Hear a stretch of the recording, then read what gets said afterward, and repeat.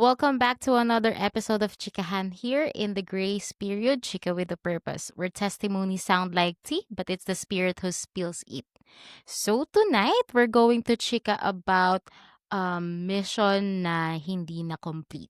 So I've invited a very close friend of mine who want to enlighten us doon sa mga experience yung nakaka-experience ng mga ganitong early return from mission. So, wag na tayong magpatumpik-tumpik pa. I'll introduce to my good friend, Shez. Hi, Shez. Hi. Yan. So, introduce mo yung sarili mo para mas may makilala ka ng ating mga listeners. So ako ay close friend ni Kina kasi kababata ko siya from primary. Pero mostly nagkakasama talaga kami during youth. So, lagi kami nakikita sa mga stake activities, ganyan. Um, Jubilee, mga ganun. Oo. So, Tagal na. currently, ano ako, happily married to my husband. Ang name niya is JL. Since 2019 ng September. So, almost magsi 6 years na kami. Tapos, I'm also a mom of 2 toddler boys. So, si Dylan siya tsaka si Dieter. And then, actually, yung work ko at the moment is virtual assistant, specializing in tech. Tapos, I navigate glitches in software, build websites and funnels, automate businesses through systems and process. So, ano siya, Yes. nasa tech side ako ngayon kasi nandun Mm. ang datong. Yes. Dahil dyan hired ka na. Okay, thanks. And how much po ang expected salary? Puwedeng ano ba yung I mean, ano ba yung budget niyo for this specific position? Kasi Mga 'di ba, ano po, 1,000,000. Hindi, joke lang. puwede pong Hindi, sige na nga, ano ba napunta sa ano. Sige, welcome, Shes, and thank you sa pag-guest sa'kin to be a guest on the show. Ngayon kasi 'di ba, we're going to talk about yun nga, yung early return from mission. So, sabihin mo muna sa'min, parang explain mo muna saan ka nag-mission and then like what happened? okey. Hanggang I served my mission, last May 2016. Tapos umuwi ako ng January 2017. So ano siya, bale 8 month 8-month period, parang gano'n. 8 months mhm, yung nagugol ko sa mission. So, hindi siya sobrang short unlike sa mga ibang tao. Pero siyempre hindi pa rin siya yung complete 18 months for sisters. So, nag-mission ako sa Legazpi, Philippines. Tapos ayun, nasa second area ako nung time na, I need to go home. oh, sige mamaya tayo natin pag-usapan kung bakit mo kailangang umuwi. Okey. Um, kamusta yung first few months mo sa ano, sa mission? Actually masaya siya kasi 'di ba, missionary work siya, eh, parang it's a time wherein you will forget yourself and just do the Lord's work, parang gano'n. Masaya talaga siya as in yun yung magiging selfless ka, yun yung time na, um, as in makakalimutan mo yung sarili mo kasi kahit nga yung family mo once a week mo lang nakakausap lalo na nung Mhm. time natin na email-email lang tapos Kayo, yung time ka nakakatawag na. Yeah, so ibig sabihin sorry. mas later ka pala nag-mission? Later ako, Okey. 2019 ako, eh. Okey. Mm. Iyon, so nung time ko, ano pa yun, email-email lang every Monday tapos 1 hour lang. 'Pag nag-extend ka pa ng kaunti, medyo ano, feeling guilty ka na, yung mga gano'ng feeling. Pero ayun nga, that's the specific phase ng buhay mo wherein you can feel na yun yung pinakamalapit ka sa Diyos. Kasi True. sobrang daming prayers yung sinasabi mo sa buong maghapon pagkagising mo pa lang pe-pray ka na. Pagka-pray mo personal magpe-pray ka yung companion mo bago kayo mag-aral, bago kayo basta lahat talaga, halos lahat ng kilos mo bago ka mag-start and when you end, you starts and ends with a prayer, parang gano'n. So yun yung time na yun yung pinakamalapit ka sa Diyos. So dapat 'di ba parang ayun yung pinaka, hindi pala hindi yun yung dapat pinaka, pero yun yung one of the happiest, times din ng buhay mo. Kasi nga 'di ba kapag when you're on the Lord's side, ano talaga you feel powerful, you feel, complete parang ganyan. So, it's perfect parang gano'n. Mm. I second dun sa ano, dun sa sobrang daming prayers. As in lahat Oo, pinagpe-prayan. Pero ano, eh, dahil din dun 'no, yung prayer din added power din sa'tin yun dun na talagang parang feeling nga natin invincible tayo dun kasi parang oo, ano, eh, kaya natin gawin lahat kasi nga meron tayong ano, oo. parang added power na to do the Lord's work. Yung So feeling na kahit mm. natatakot ka, pero 'pag nag-pray ka parang meron na akong backup. Yeah, oo. Parang oo, meron kang courage talaga nag-ano, suungin yung kahit pang kahit anong rejection 'yan, oo, tama 'yan. 'Wag lang tayong mahahabol ng aso ano. Eh, actually, speaking of aso, nakagat ako ng aso sa mission. Shucks, me too. Oh, Pero alam mo what's, miraculous about it, eh, kasi inattack na talaga ako ng aso pero hindi bumaon yung ngipin niya, talaga? as in. Tapos, Nice. nung time na yun malapit ako sa vicinity ng, mission office. So, hindi pa kami kaagad umuwi nung companion ko. Nag-work pa kayo? Yung Wow, ano, dedicated. tinatanong pa ako ng companion ko, "Ano, okey ka lang ba sister?" Sabi niyang gano'n. Ta's chine-check ko parang alam ko na nakagat niya ako kasi naramdaman ko yung ngipin niya, eh. Tsaka ano siya yung 'di ba yung 'pag kinakagat tayo ng anak natin yung parang may ngipin, may bite Oo, mark, pero mm. hindi siya bumaon. So, parang chine-check-check ko pa kung ano ba, tapos nag-alcohol-alcohol, mga ganyan. Tapos dumiretso kami sa ano, sa office. Tapos sabi nandun yung mission nurse. So, parang sabi niya, "Oh, ano, kamusta?" Parang gano'n. Tapos sige ano mo lang since wala namang sugat i-ano lang, wash with water and soap lang So sabi niya gano'n. pa Tapos kung ano, kung magkakaroon ng complication, basta bantayan niyo lang pero kung ano wala naman siguro sabi niya. mhm. Stray stray dog ba 'yun? Actually nasa ita-tracking namin siya dapat kakatukin namin tapos Tas ikaw yung akala kinagat. oo, tinahulan kami nung aso.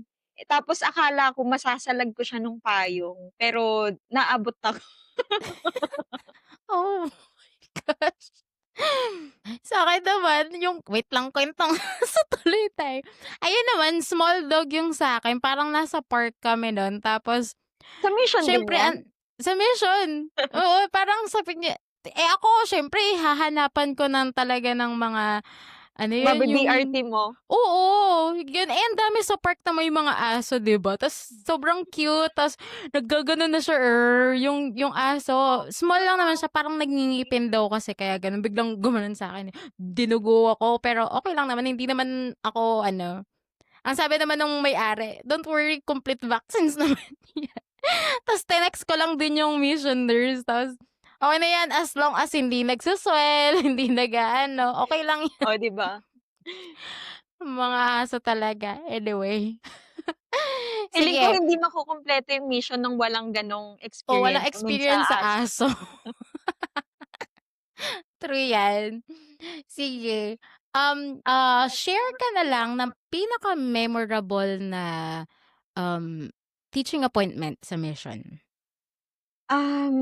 Actually every time na may nagtatanong sa'kin about, specific scenario, ay actually meron tuloy ako naisip na dalawa.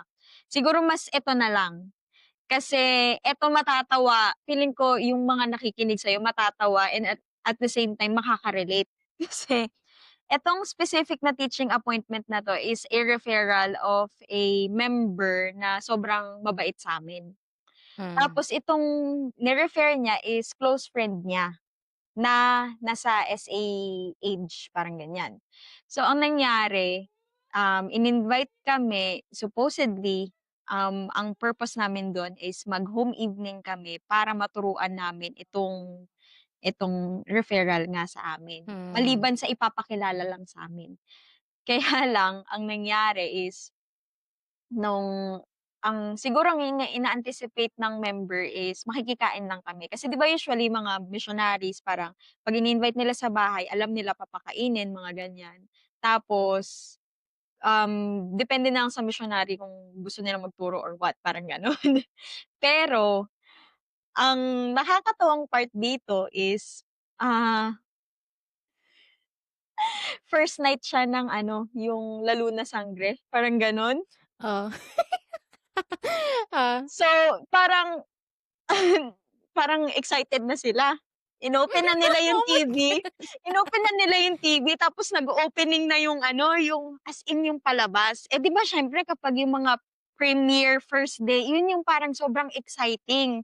Either yung first day or yung ending, yun yung mga exciting parts ng isang episode ng parang mga teleserye sa Pilipinas. mm. At alam mo yun na kapag 'pag teleserye sa Pilipinas, tutok talaga kahit nga 'di ba yung ang probinsyano dito sa Pilipinas 'di ba, kalaban siya ng mga missionaries kasi once na ayun yung naka-play sa mga bahay ng mga mga members, nahihirapan silang magturo. How much more yung first Hmm. day, ay first night ng, first episode ng hindi ko alam basta yung Encantadia ata, parang gano'n. Basta yung yung basta yun, yun. And nagkakatinginan kami nung companion ko kasi opening na nung ano, Encantadia parang ganyan. Nagkakatinginan kami, "Oh, anong gagawin natin?" Parang ganyan, ganyan, ganyan. Tapos alam namin na sobrang anticipated nila yun, na excited sila na manood. Tapos nung ano, sabi nung companion ko, "Ay sister, gusto po sana namin na ano, na magturo po." Parang ganyan. Tapos nung nakita namin yung ano, yung parang down 'pag nalugmok talaga yung mukha nila. Kasi Pero during that time wala pang hindi pa uso yung Netflix, eh. Hindi oo, pa or uso yung yung YouTube, so kailangan talaga nilang antabayanan oo, sa oo. TV, tama. So, hindi pa siya yung parang ini-stream online na parang for example Mm. 'pag hindi mo napanood, puwede mo siyang panoorin online kaya parang Hmm. nalungkot sila. Tapos pero alam mo, that's how Satan works. Tinetest niya talaga yung ano, eh, yung parang yung interest, parang kinukuha talaga yung mga tao kung yung interest nila, gagamitin niya yung opposition talaga para mailayo yung someone. Kasi, um, nung nagtagumpay kaming mga missionaries na makapagturo that night, that's one of the most spiritual lessons that we had. And yung specific na tao na yun, yung investigator namin na yun, that time, pero member na siya ngayon, is a golden investigator pala. And simula nung specific na night na yun, gusto niya na everyday nagtuturo kami sa kanya, na nag-lead sa Hmm. baptism niya during nung nandun pa rin ako sa stay na yun. So ganun Nice. ganun ka-ano yun na parang sobrang nagtitinginan kami ng companion ko, "Ano magtuturo ba tayo ngayon, uy pagpapaliban na lang." Parang nag-aanuhan nagsesenyasan kami, ganun pala kasi, ready na pala kasi yung soul na yun kaya ganun ka-ano yung parang hindrance, Adversary, gano'n. yung hindrance Oo. sa'min na magturo that specific time kasi ready na pala yung soul niya. At least 'no, 'di ba, Oo, pinush niyo nagtagumpay kami. talaga. Mm. Who you, Satan? Sige. Ganda niyan 'no, maraming mga ganyang experiences sa mission na talagang buti na lang pinush natin. Oo. Dun tayo sa pinaka-main topic na talaga natin for this episode. So, during your mission, kailan mo na-realize na kailangan mong umuwi? Actually mahaba yung story about diyan. Um, yung reason kasi ng pag-uwi ko is na-medical release ako. So, nag-start siya yung first symptom na naramdaman ko is nung time na magpa-part ways kami nung ano ko, nung trainer ko. So, after 3 months. Um, Nagkaroon ako ng ano, chest pain nung time Hmm. na ano, nung nalaman ko na mata-transfer na siya. Well, inevitable naman yung transfer niya kasi nag 1 year mark na siya dun sa area namin. 1 year? That's her first area, tapos dun siya nag 1 year mark. Kaya nung time na tinrain niya ako, parang 'di ba dapat expected ko na yun 'di ba, na mata-transfer siya. Pero nag-expect pa rin ako na mag-prolong siya. So parang siyempre 'di ba kapag under training ka ta's after ng training mo, feeling mo sa sarili mo you're still baby sa mission. Parang hindi mo pa rin Hmm. alam talaga lahat. So nagkaroon ako ng chest pain nung nalaman ko na parang That's yung ano yun, parang last district activity namin. Nagka-chest pain ako as in sobrang hindi ko maintindihan kung anong meron. Parang sabi ko siguro masyado lang kaming nainitan or parang gano'n. Shinrug off ko lang siya, parang gano'n. Tapos, um, okey na. Nung nagkaroon ng bagong companion, parang going, smoothly naman, ganyan-ganyan. Tapos bumalik siya yung parang mga symptoms ko nung time naman na ako ay pa-transfer na. So Nagta-transfer. oo, nung mga Oh. actually everytime na may transfer, ah, actually 'di ba hindi ko pa binabanggit kung ano yung kasi gusto ko medyo ano, may climax kung bakit. Pa-suspense si ate. So Sige, ano, push mo yan. so ayun nga 'di ba? So, meron akong mga pero nung time na kasi after 3 months ako nama 'di ba, first 3 months kasama ko yung companion ko, I mean yung trainer ko, second 3 months is yung parang follow-up trainer ko. Tapos, nung parting ways na kami ulit. Actually hindi, parang yung pangalawang transfer namin nung companion ko na second companion ko, yun nga parang may nararamdaman na naman ako, may chest pain ako, may shortness of breath ako, tapos nag-aano ako nanginginig yung mga Mhm. kamay ko, nawawalan ako ng ano, nawawalan ng lakas yung mga limbs ko na may mga times na hindi ako makatayo, mga ganyan. At nag-try ako na magpa-check-up, though kasi 'di ba Bicol siya, hindi siya gano'n kasing advance dito I mean sa Metro Manila ng mga hospitals. So, hindi gano'n kaganda yung mga facilities doon. So, may pulmonologist ako doon sa mission, pero wala naman siyang makita na something wrong with my lungs, sabi niya gano'n. Ang iniisip namin is baka, reaction siya ng Mayon? Kasi malapit yung area namin sa Mayon and baka yung kasi ash yung mga gano'n. Nung time kasi na Mm. yun parang warning 2 ata ang Mayon. So, medyo umuusok-usok siya pero wala namang mga lava na lumalabas. Tapos, so dumating ako sa second area ko na-transfer nga ako. Okey naman yung transition ko dun. And, pero I would say na nag-adjust talaga ako kasi from my first area na very city-like, as in city siya, puwede siyang i-compare sa saan nga ba, Caloocan ganyan, to, um, somewhere na sobrang gubat naman.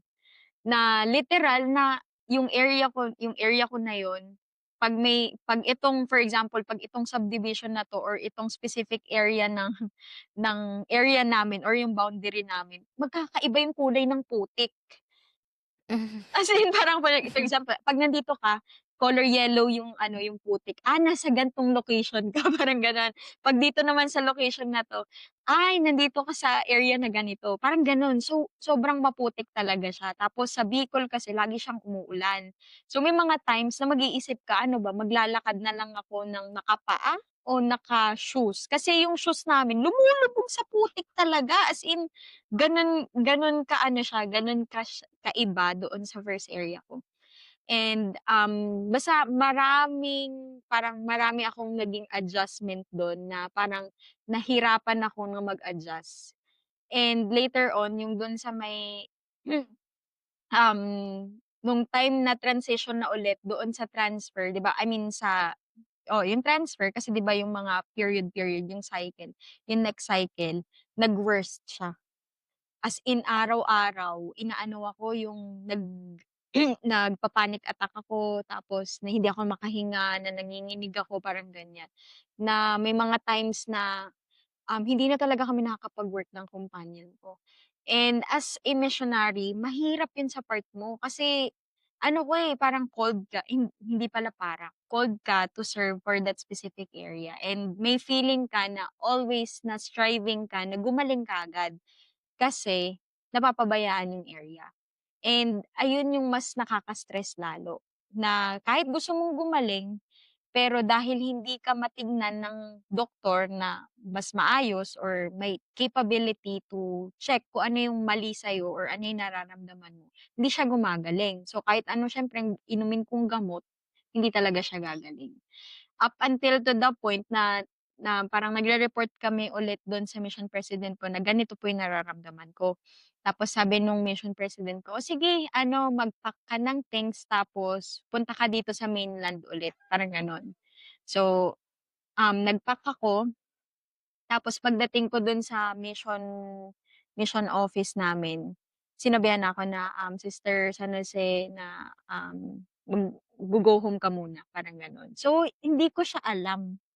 I wasn't prepared for that specific decision and nung dun ko lang din pagdating sa ano, sa mismong mission office na sinabi sa'kin, "Ay sister na, kailangan mo munang umuwi para magpahinga and to tawag dito, magpagaling." Yun yung sinabi niya talaga sa akin. So, after nung mission ko, urgently talaga kasi siyempre hindi ako parang sobrang dami ko pang unfinished business para sa akin. Like gusto ko pang bumalik, parang ganyan. And ang ginawa talaga namin first week of, pagkauwi ko, nag-temple kami ni mama, parang ganyan. Tapos siyempre kailangan ko ng guidance. Tapos punta talaga kami sa mga hospital, like nagpa-check-up kami, tapos punta pa akong St. Luke's no'n, para lang Oo. ano, specialist na talaga. Tapos wala pa rin talagang nakikita, as in no trace ng, kung ano yung mga nararamdaman ko, wala silang nakita. Up until nag-try ako ng psychiatrist and later on, we found out na nag-ano, nag-check siya lahat na ang issue pala kung bakit ko nararamdaman yung mga symptoms na yun ay meron akong, um, hmm, ano nga nakalimutan ko yung term, pero ano siya, meron akong anxiety and depression, disorder. Parang extreme, may term, eh, nakalimutan ko yung Major depressive? Hindi gano'n, eh, pero parang basta yung extreme ano na siya na, extreme na anxiety and extreme depression, parang gano'n Hmm. yung nag-combine yung meron sa akin. Kaya pala kahit anong pa-check ko sa heart, yung cardiologist, sa pulmonologist or kahit anong mga ano, wala talaga silang makita, wala silang makitang irregularities kasi nasa psych pala siya na part. Hindi hindi talaga siya made-detect ng ibang, parts. Natatandaan mo 'di ba sinama pa kita dun sa Oo. isa sa mga Dun nga tayo sessions like ko? sobrang naging close kasi nga Oo, nagkukuwentuhan tayo na mga tapos parang during that time din sa'kin din parang may may hinala na ako na may ganun din ako, oo. oo. Pero tumuloy ako ng mission, 'di ba? Yun sa'kin naman kasi, yun din, ganun din. Ano, parang laging mabilis yung parang nafi-feel ko yung mabilis yung yung Oo, tibok ng puso ko tapos may shortness of breath. Gano'n. Tapos dinala din ako sa ospital sa LA nun, yung sa UCLA. Tapos kasi yung diniagnose ako nung doctor dito ng parang mitral valve relapse re I can't remember na, pero parang daw hindi maayos yung parang bukahan ng dun sa heart kaya daw madali akong nahihirapan ka. mapagod, nahihirapan ako. Yun nga sabi ko, "Okey, problem solved." Yun pala ibig sabihin hindi dapat masyadong ma-e-exhaust. Mm, Tapos yun yung sinabi ko sa mission na parang ganito po kasi parang back home ito po yung sinabi sa'kin ng doktor. Tapos pagdating sa UCLA chineck up ako for that ano, for the wala. diagnosis. Sabi niya, "Wala naman." Ta's siyempre, ayan na naman, Iko-question anxiety mo na na yung naman. sarili Oo, mo. questionin mo na naman. Tapos yun, nag-decide nga na parang, okey sige try natin mission psychologist natin, try nating ipatingin ka. Tapos yun, na-find out din na generalized anxiety disorder. Pero yung sa'kin naman kasi, willing sila na parang parang psychotherapy, Habang nasa um, mission ka? habang nasa mission ka. Actually, So, meron hindi din ako akong napaano. kilala na friend ko na nag-mission din abroad na gano'n din. Like, mas hindi ko alam kung mas advanced ba yung term dun, pero mas broad sa ibang bansa na mission. Parang mas marami silang resources kaysa dito sa Pilipinas. Sa Like, Pilipinas, I'm not yeah. sure if meron na bang may psychiatric nurse na ba tayo sa mga mission? For missions 'no. Actually Hindi ko, dapat nga 'yan, kailangan 'yan, eh. oo, kasi Sana ang maano, mission talaga is stressful. So, true. hindi isa sa mga na-realize ko kahit ngayon up until now, ang mission kasi is masyado siyang naro-romanticize. Ano siya, parang sinasabi lagi yung mga positive things about mission, pero nakakalimutan i-share yung kung gaano siya kahirap. Kaya most of, yung mga young adults na pumupunta sa mission, they just expect the good things that will happen there pero hindi masyadong nape-prepare doon sa kung gaano siya kahirap. And yun yung isa sa mga reason siguro, ako din siguro hindi ko rin siya masyadong na-take ano, na parang hindi ako masyadong nag-research about it kung gaano siya kahirap o gano'n. Kasi nakipag-work naman ako sa missionaries parang gano'n. So, sa Parang ang tingin ko kaya saya-saya ko lagi, oo, 'di gano'n, ba? oo. Okey naman siguro parang kaya ko naman kasi nakakapag-work naman ako sa missionaries, parang ganyan. So, hindi pala gano'n, hindi siya same ng intensity na ikaw yung pressured to find people to teach lagi, parang gano'n. Or, kung sino yung tuturuan niya for the day, kung punted kayo, parang hindi ikaw kung ikaw ay worker, hindi ka pressured na nag-iisip about dun sa mga things na yun.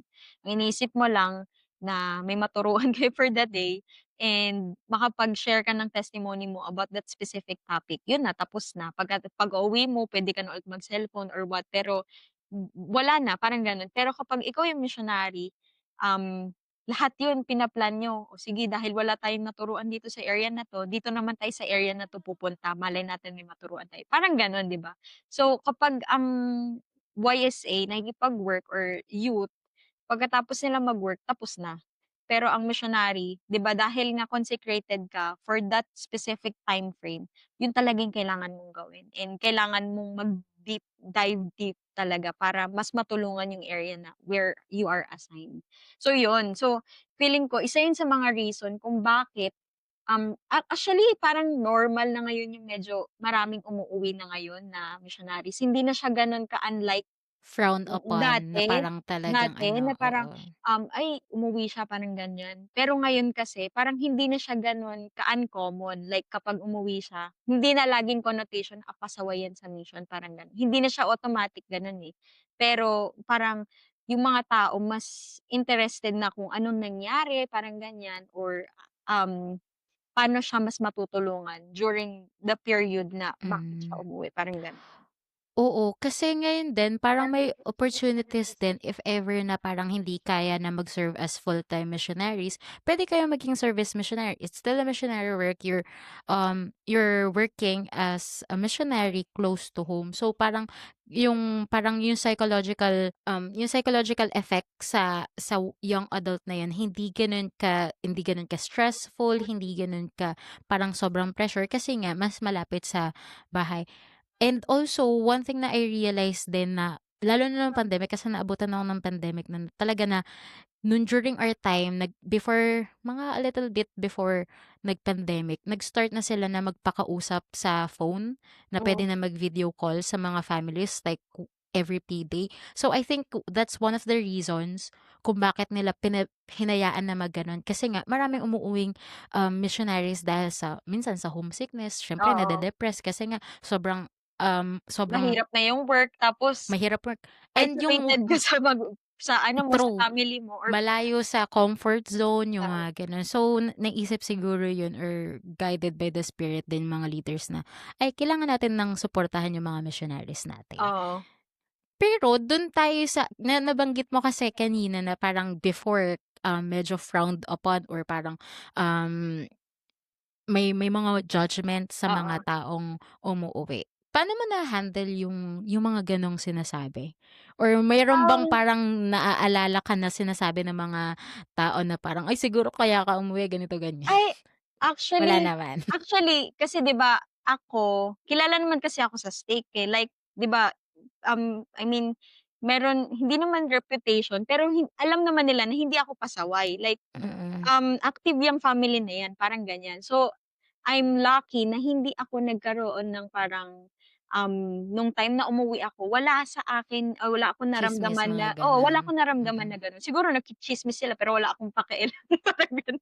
Pero Hindi na nakakarating oo, sa'yo mga parang gano'n? pero yung sa akin is, masuwerte ako kasi wala akong naramdaman na parang judgment from the people around me na parang, "Uy, umuwi siya kasi pasaway siya." Parang walang gano'n. Parang wala akong na-receive na gano'ng judgment.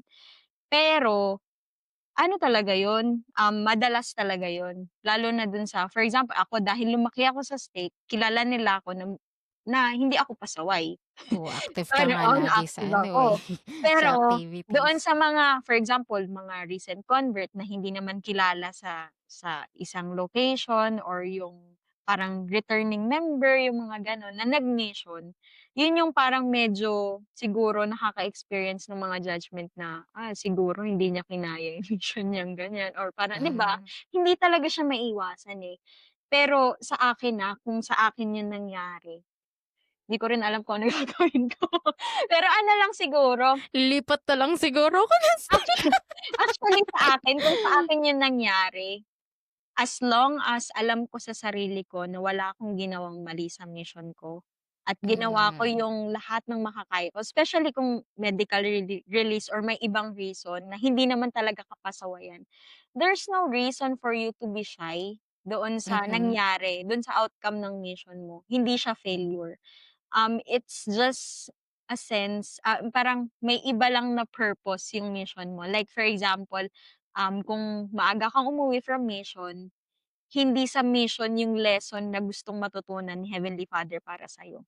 Pero siguro yung magiging challenges mo after ng mission na umuwi ka ng mas maaga, parang gano'n. Siguro yung mga pagdadaanan mo dun, yun yung may something na lesson na gustong ipaalam sa'yo si Heavenly Father and si Jesus Christ na kailangan mong pagdaanan kasi ito yung kailangan mong matutunan, hindi yung nandun sa mission field, parang gano'n.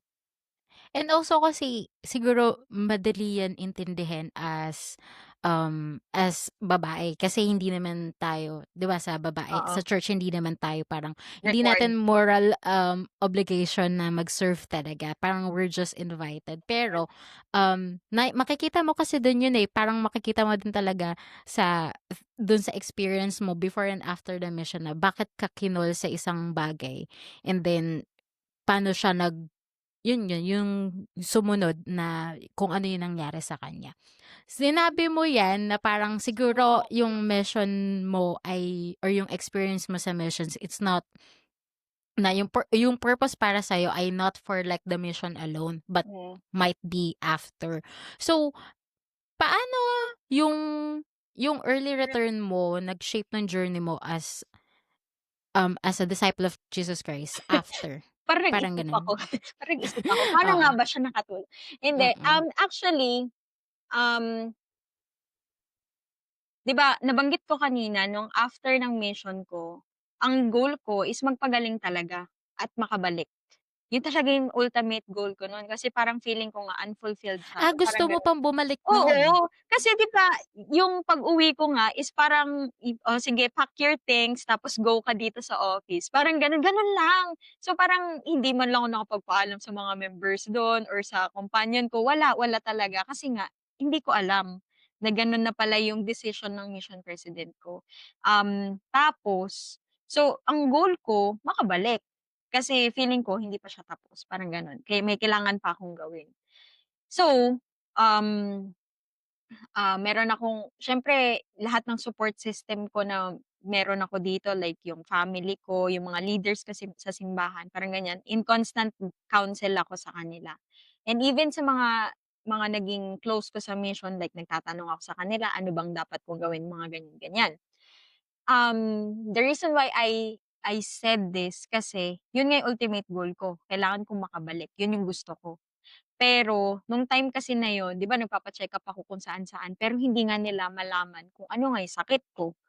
So, yung my wise bishop told me na, "Alam mo Shes, sa tingin ko it's time to accept that you will be no longer going back sa Back mission." Sabi niyang mm. gano'n. And sabi niya sa'kin na mag-ano ka na, either you should, pursue studying ulit or mag-date ka na, sabi niyang gano'n. "You're free to do so," sabi niyang gano'n. Yun na yung actually feeling ko kaya hindi ka gumagaling or hindi nalalaman yung sakit mo is because lagi ka pa rin nagmamadali, lagi ka pa rin in-urgent or hindi mo pa rin matanggap, parang gano'n. Sabi niya na, "Merong ibang gusto yung Diyos para sa'yo," parang gano'n sabi niya sa'kin. Kaya 'di ba natatandaan mo yung parang yung sa form kung ano yung gusto kong i-share na lesson parang, how to accept yung parang answer, I mean yung plan ng Diyos para sa'yo kahit na hindi yun yung gusto mo, parang gano'n. And yun, nung time na na narinig ko yung counsel na yun from my bishop, that's when I started dating again. So, nakipag-date na ako, parang naging open na ako. Kasi siyempre kung gusto ko pa rin bumalik sa mission, hindi hindi ako magde-date, 'di ba, or hindi ako mag-a-apply sa school. Pero dahil sinabihan ako ng bishop ko, "Oh, ano, mag-date ka na lang or mag-date ka na lang, mag-date ka na or mag-try ka na mag-school or marami tayong mga resources diyan na puwede mong next na gawin, i-focus mo yung sarili mo. Tapos if later on gumaling ka na at you still want to pursue or come back sa mission, eh, sige i-a-assist kita parang gano'n. Pero ngayon, sabi niya, "You need to take care of yourself." Sabi niyang gano'n. Kailangan ko daw muna magpagaling. So, buti na lang nakikinig ako sa leaders. Buti na buti na lang. Kasi yun, so, yun, um, it shaped me na 'di ba yung accepting God's will talaga. Kasi kapag hindi ka marunong makinig or hindi parang yung ipipilit mo pa rin palagi kung ano yung gusto mo, magkakamali at magkakamali ka sa desisyon mo and masasaktan ka. You will end up being hurt more. Kaya nung time na nag-start na ako na makinig sa leader ko na yun, kapag-date ako, parang ano siya, gradually mas nag-okey yung condition ko. Like, yung slowly but surely hindi ko na kailangan mag-sleeping pills para makatulog ako. Um, I don't need to drink my medication, parang ganyan, para makahinga ako ng maayos or para ma-stabilize yung, brain ko, yung ma-regularize yung parang patterns or whatever kung ano man yung nire-regularize niya, parang gano'n. So yun, kailangan 'pag ano siya, we should learn how to when to let go and to move on, parang gano'n. Mm. Ang ganda nung experience na yun 'no, kasi it's really not our will but it is His will. Lalo na sa pagse-serve ng mission, kailangan talaga mas, in tune tayo kung ano yung sasabihin sa'tin ng Diyos kaysa dun sa kung ano yung kailangan natin gawin. For sure naman kasi sa mission napag-aralan nakita natin 'yan na dapat kapag magpa-plan ka, kapag maghahanap ka ng tao, you should always think, "Eto ba ang gusto ng Diyos?" So, same thing with outside mission or after ng mission mo, kailangan mo pa rin iisipin na, True. this is the will of the Lord, this is what should I do. So, regardless na Kung ito ba kung yung masakit gusto man mo, sa part natin yon kung oo, masakit man sa part natin yon pero if it's the Lord's will, we have to follow it. Kasi hindi naman tayo papabayaan ng Diyos talaga na na yung malungkot lang. He oo. has lots of plans for us to find happiness dito, lalo na dito sa mortal life. So, yung next question ko, did you resent yourself? Like, meron bang time sa parang healing process mo after mong umuwi na parang, kasi dapat ganito ginawa ko, dapat ganito, ganyan. Or parang paano yung naging healing process mo? Aside sa, syempre, tinry mo na talagang mag-seek ng help sa psychologist, psychiatrist, mag-inom ng meds. Pero, paano yung process of like forgiving yourself if you did resent yourself? Parang ganun. Paano naging process nun sa'yo? Actually that's a very good question.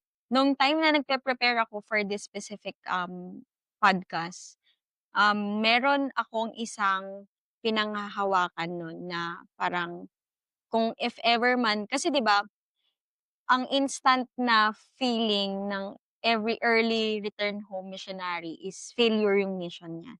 Parang gano'n lagi. So, regardless kung ano yung reason nung pag-uwi niya, gano'n yung mafe-feel mo talaga, automatically. Regardless kung may kasalanan kang ginawa or wala. Um, napaka-wise sabi ko sa'yo, sobrang ano ko talaga sa mga leaders, eh. Kasi, napaka-wise nung pagkakasabi nung dun sa patriarchal blessing ko. I'm glad that I have it. Sinabi doon kasi na, um you will parang yung mission ko daw, I will fulfill it with all my heart, might, mind, and strength, sabi niyang gano'n. and kung ayun yung gagawin ko dun sa mission ko, you will find fulfillment in it. 'Di ba parang sobrang nung time na Regardless kung natapos oo, mo siya or oo, hindi. 'di Oh, ba? nice! So, Hmm. nung ano, nung parang nung na-receive ko yung patriarchal blessing ko, parang it doesn't have so much impact. Parang, okey, parang, okey magmi-mission ako, parang gano'n pala. Pero hindi ko alam na yung specific na yun magkakaiba yung I mean, magiging iba yung meaning niya when I go home after my mission, parang gano'n. Madali ko din siyang naintindihan na hanggang dun lang talaga. Hmm. Oo, hindi mo na binit yung sarili mo na parang, Na failure, oo, kasi nga nandun na sa mm. patriarchal blessing Ay, yun. ano pala, Nice. nai-prepare na pala ako dapat. Parang prepared na pala Mm, ako dapat, pero mm. dahil shinrug off ko siya or parang hindi ko lang siya masyadong pinansin or hindi ko siya napansin, parang gano'n. So, kaya yung parang feeling kasi 'di ba, ewan ko, kasi yung asawa ko lagi niyang sinasabi na every yung mga pauwi daw na missionary, ano na daw, nasa yung pabawi na, nagbabawi na, yung parang gano'n. I Yung mean gagawa na sila ng oo, ano. yung parang ano, sabi niya hindi ko alam, kung sa elders lang yun or sa sisters meron din ganong part na parang yung last few months or last few days mo sa mission, yun yung Dun ka time na na magpapasaway? hindi Ano? nagpapasaway, nagbabawi. Like for example, if you've been Yung a magwo-work, wicked work, work. oo, parang gano'n. Para Hmm. mabawi mo lahat ng mga ginawa mong kapasawayan sa mission, parang gano'n. So, Okey. usually doon ka bumabawi, parang dun sa last few months, last few transfers na meron ka. Pero dahil wala akong naging gano'n, I mean, 'di ba in-expect ko sa November pa ako nung 2017 uuwi, pero umuwi ako ng January. So, parang buti na lang, hindi ako pasaway sa mission. Like, ano yung parang feeling na wala akong gano'ng feeling na dapat pala binaitan ko or parang dapat pala ito pa Wala kang regrets nung umuwi? oo. Parang hindi Hmm. hindi ako yung parang dapat pala mas pinush ko yung sarili ko, parang gano'n. Kasi totally na parang with all your heart, might, mind, and strength na talaga, parang sagad na talaga girl, parang gano'n. Mhm. So, parang no regrets na talaga. Every time I look back sa mission ko, parang I still wish na sana mas matagal pa siya para mas marami akong na-experience. Pero hindi to the point na naglo-look back ako kasi marami akong regrets.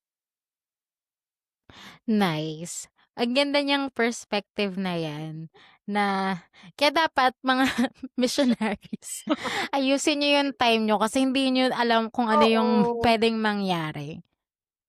Actually, kasi sa'kin ano yun, parang pandemic ako umuwi. Although na-finish ko naman yung mission, pero I had to seek, professional help din after mission. Both with my bishop and also sa psychiatrist din kasi iba ang epekto sa'kin ng pandemic. Wala rin naman Oh. akong wala naman akong regrets on my side um, sa mission ko. Pero ang regret ko lang ay bakit kasi during my time yung pandemic hindi ko masyado oo, yun lang, yun lang. Kaya mahirap sa'kin yun. Anyway, sige, ano na lang ang, um, ano na lang yung magiging message mo sa mga ibang early return missionaries na feeling nila down sila dahil sa hindi nila na-follow yung perfect timeline? Um, ano ba? Kaya niyo yan, Actually go lang. actually hindi ko alam, parang kung wala pa rin silang natutunan sa lahat ng kinuwento ko, parang ano pang dapat nilang malaman. Sa totoo lang, 'di Rewind, ba? rewind.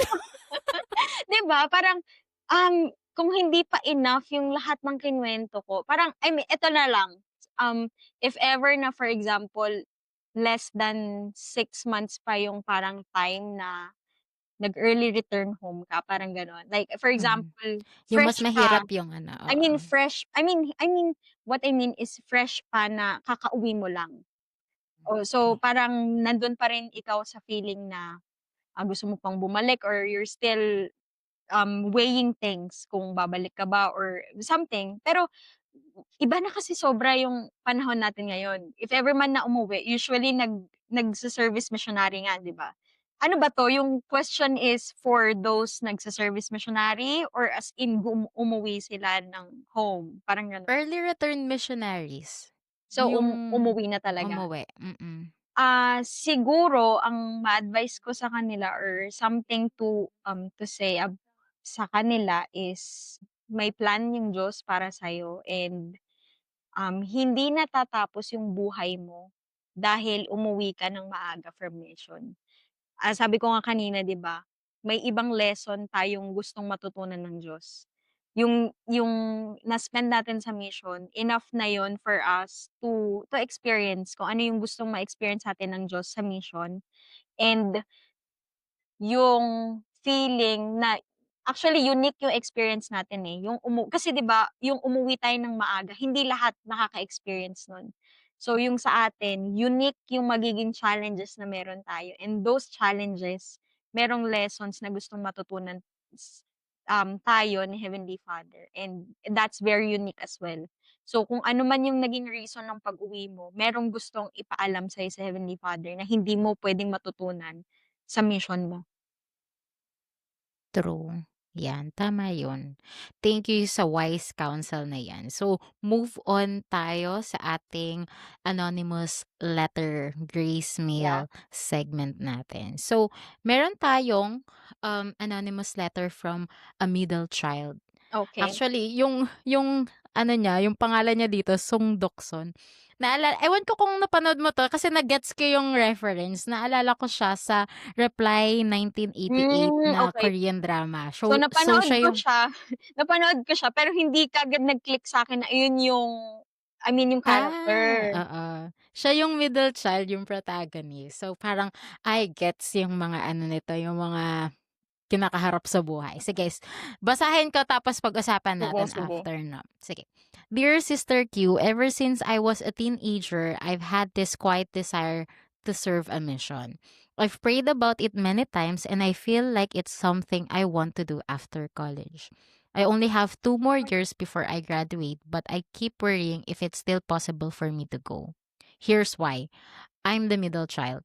My older brother is already on his mission right now, and by the time I graduate, my younger brother will also be leaving for his.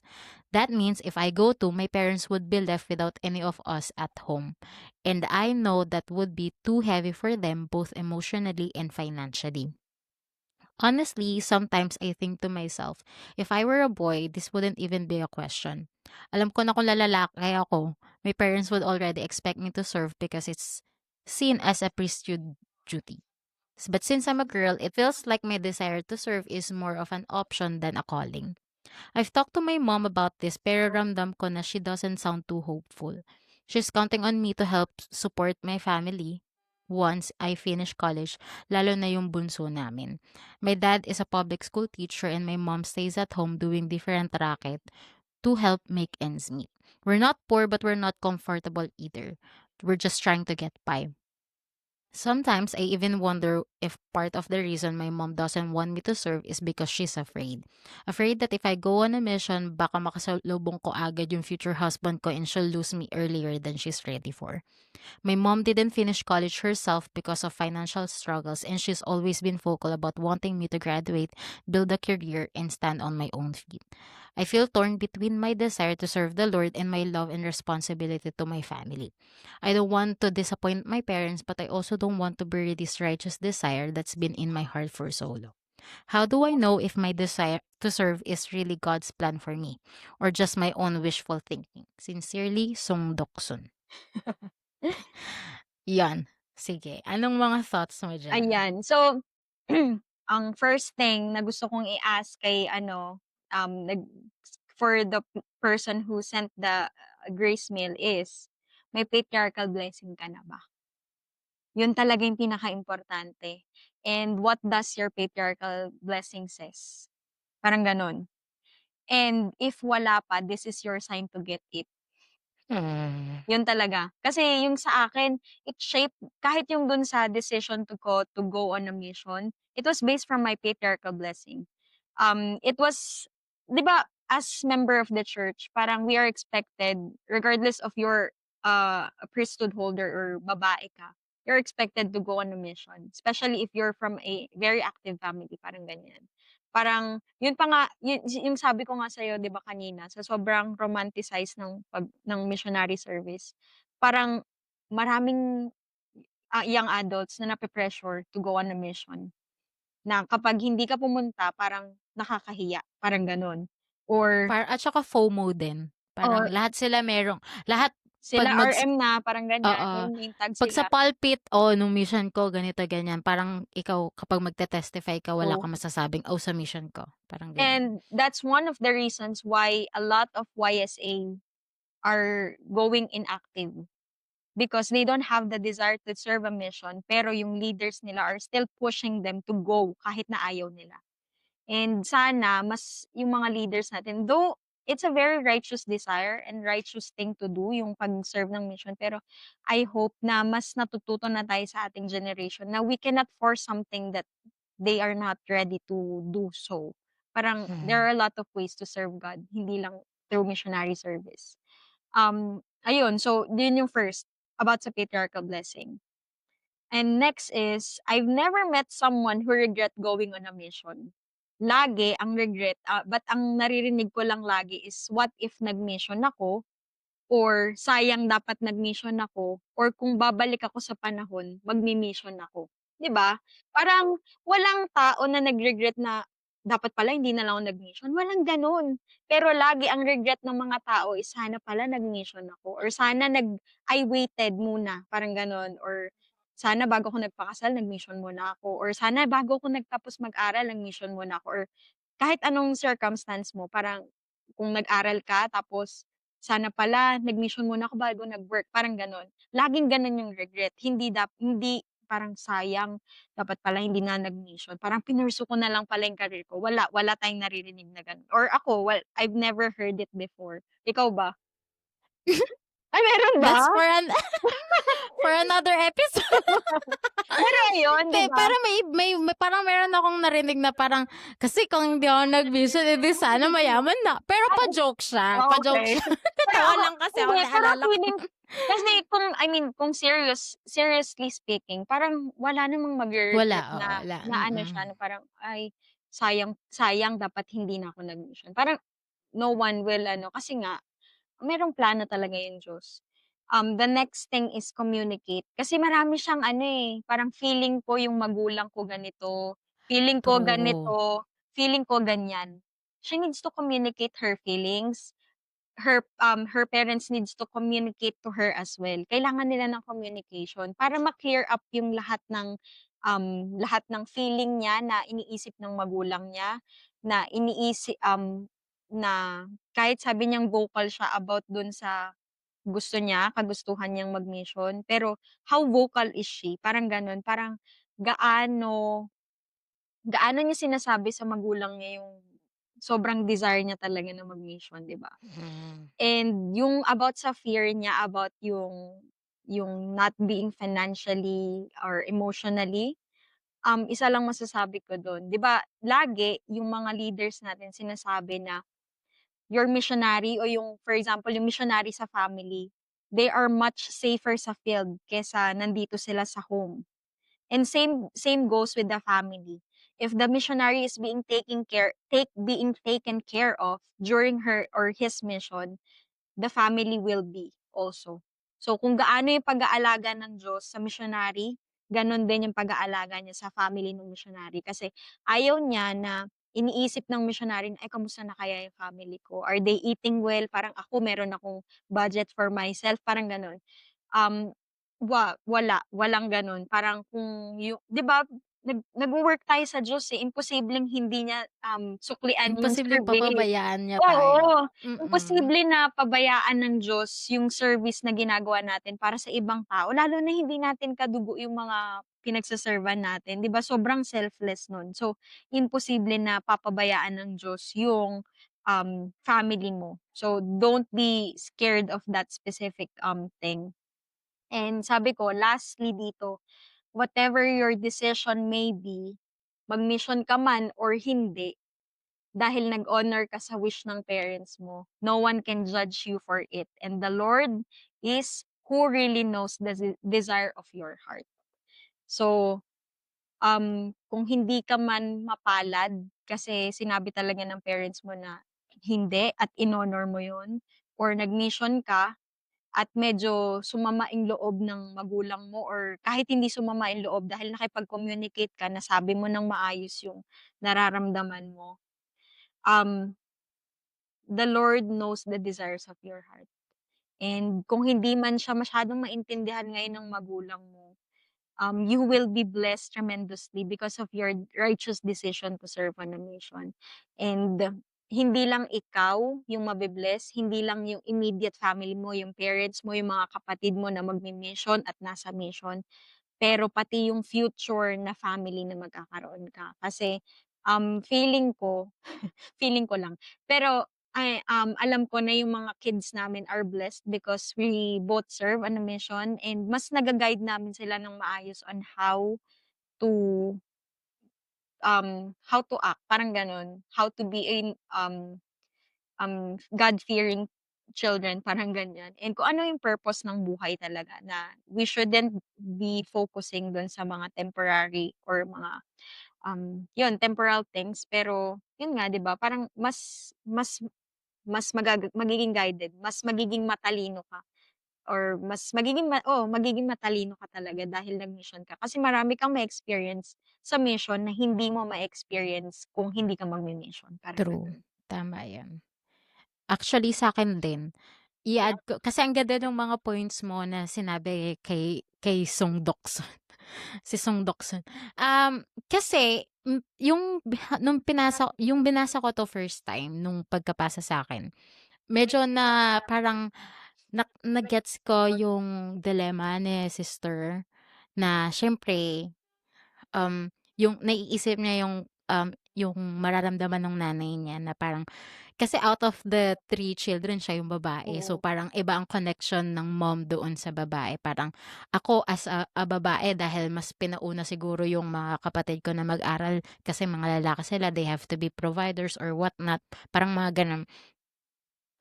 Kaya ako yung nag-stop, parang ako yung naging sacrificial lamb na oo. kailangan mag-work agad. So, parang naiisip yun siguro ng nanay niya na kapag mag-asawa ka agad parang hindi mo makikita yung magiging potential mo after.